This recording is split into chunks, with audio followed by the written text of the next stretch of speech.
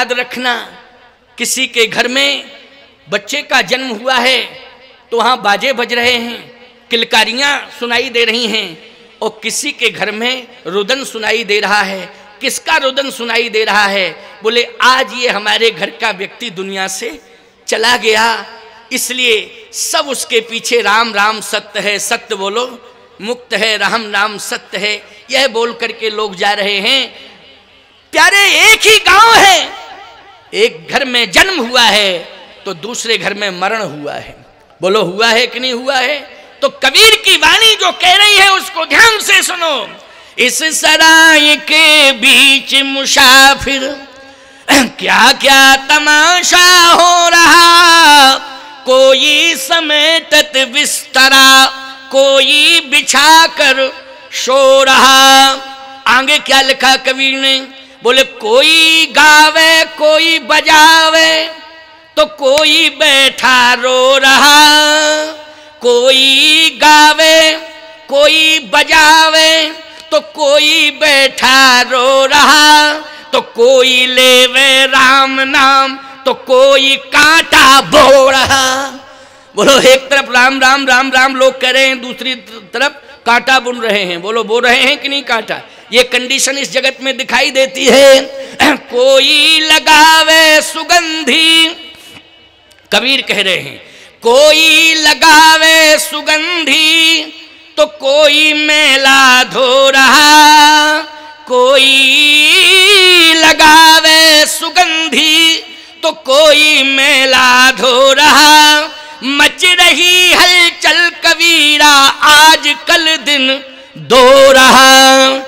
इसलिए कबीरदास जी भी कह रहे हैं, तुलसीदास जी भी कह रहे हैं, नानक जी भी कह रहे हैं, एकनाथ भी कह रहे हैं, नामदेव भी कह रहे हैं, मीराबाई भी कह रही हैं, कर्माबाई भी कह रही हैं, तुकाराम दास की पत्नी धनाबाई भी कह रही हैं भक्तमाल में कि कलि करेक पुनीत प्रतापा ओ मानस पुण्य होए नहीं पापा। श्रीमद् भगवद गीता में भी कर्मण्येवाधिकारस्ते मा फलेषु कदाचन। लेकिन दशरथ जी को मृत्यु के समय कौन दिखाई दिया? श्रवण की लाश दिखाई दी, है ना? और अंधी अंधा का श्राप, श्रवण के माँ बाप ने श्राप दिया है दशरथ जी महाराज को। क्या कहा है? दशरथ, जिस तरह से पुत्र के वियोग में हम प्राण त्याग रहे हैं, वैसे ही दशरथ तुम भी पुत्र के वियोग में तड़प तड़प करके प्राण त्यागोगे। बोलो ये कर्म जो है मरते समय रोने के लिए विवश कर रहा है कि नहीं कर रहा है? ये कथा को तुम सही मानते हो कि नहीं मानते हो? श्रवण कुमार वाली कथा को? हाँ, सब कह रहे हैं महाराज हम बिल्कुल मानते हैं, श्रवण कुमार की कथा सही है ही। और श्रवण कुमार की कथा ही सही नहीं है प्यारे। आज भी कोई आदर्शवादी पुत्र होता है तो उसे जो माता पिता की सेवा करता है तो पूरा गांव नहीं क्षेत्र कहता है श्रवण कुमार है। क्यों भाई, कहता है कि नहीं? क्या श्रवण कुमार है ये? एक गांव में एक लड़के को पूरा गांव कहे श्रवण कुमार, तो एक लड़का चिढ़ने लगा, नाराज होने लगा। बोले तुम्हारा नाम श्रवण कुमार है नहीं, तुम्हारा नाम तो और कुछ है, तुम्हारा नाम धन सिंह है, लेकिन तुम श्रवण कुमार। उसने कहा भैया हम श्रवण कुमार थोड़ी कहते हैं, गांव वालों से जाके कहो कि गांव वाले पूरे श्रवण कुमार कहते।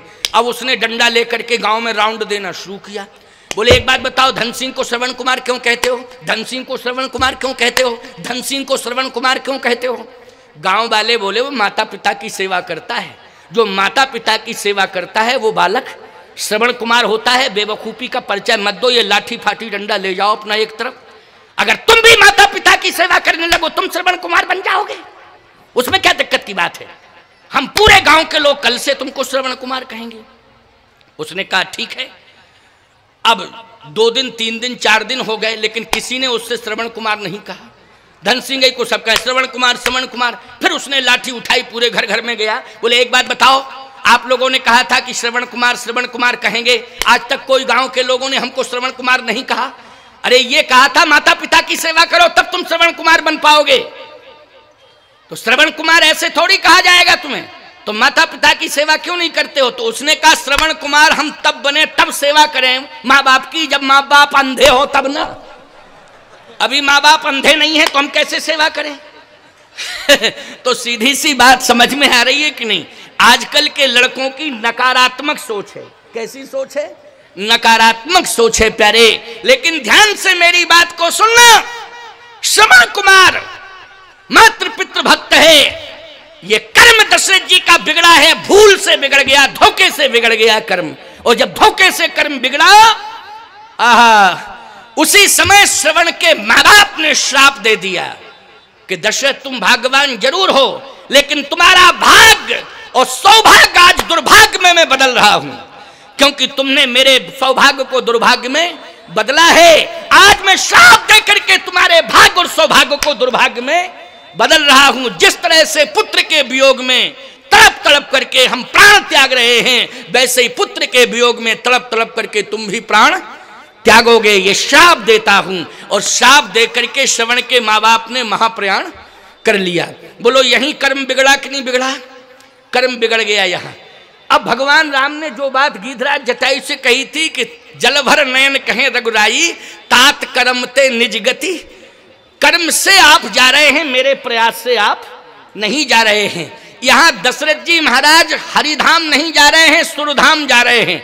बोलो किससे जा रहे हैं? अपने कर्म के प्रयास से। किसके प्रयास से?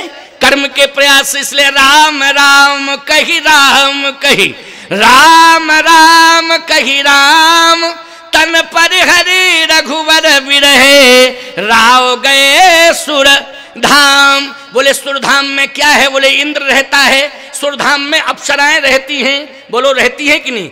जितने प्रकार की सुविधाएं हैं सब स्वर्ग में रहती हैं। अच्छा एक बात बताओ, कौन सी विशेषता हो गई? जितने प्रकार की सुविधाएं थी अयोध्या में थी। बोलो थी अयोध्या में कि नहीं?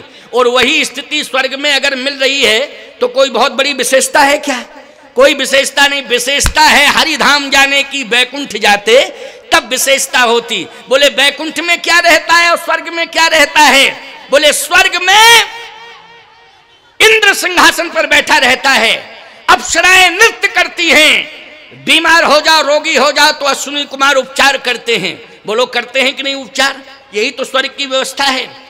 लेकिन बैकुंठ में, बोले बैकुंठ में जैसे ही पहुंचोगे प्यारे तो मुक्ति और भक्ति दोनों का दर्शन बैकुंठ में हो जाएगा। आपको भक्ति भी मिलेगी और मुक्ति भी मिलेगी। इसलिए बैकुंठ के समान तो कोई दुनिया में संसार में है ही नहीं, त्रैलोक में नहीं है प्यारे।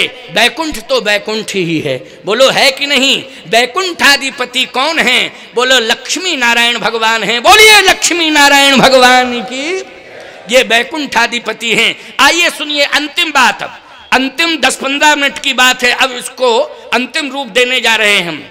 दशरथ यहाँ सुमंत जी भगवान राम को रथ में बिठाकर ले जा रहे हैं। बोलो ले जा रहे हैं कि नहीं? और जाके पहुंचे कहां? बोले तमसा नदी के तट पर पहुंच गए सुमंत जी।